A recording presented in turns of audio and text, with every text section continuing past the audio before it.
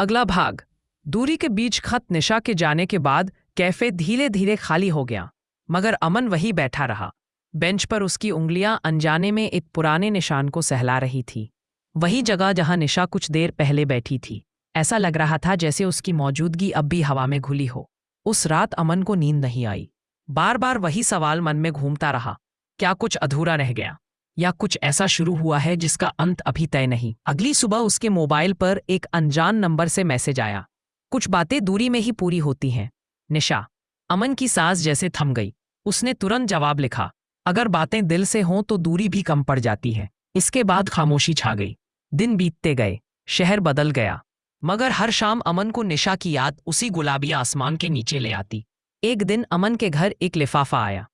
हाथ से लिखा पता देखकर दिल तेज धड़कने लगा। अंदर एक खत था, निशा का। अमन, यहाँ सब नया है, लोग, सड़कें, आवाजें। बस जो नहीं बदला वो तुम्हारी याद है।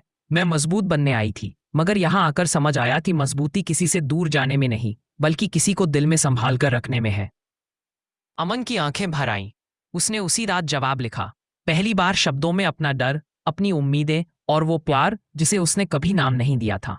खतों का सिलसिला शुरू हो गया। हर खत के साथ दूरी थोड़ी कम लगने लगी। हर शब्द के साथ रिश्ता गहरा होता गया। महीनों बाद एक दिन अमन को निशा का आखिरी खत मिला। उसमें सिर्फ एक लाइन थी, शायद अब अगली मुलाकात का वक्त आ गया है। अमन मुस्कुरा उठा।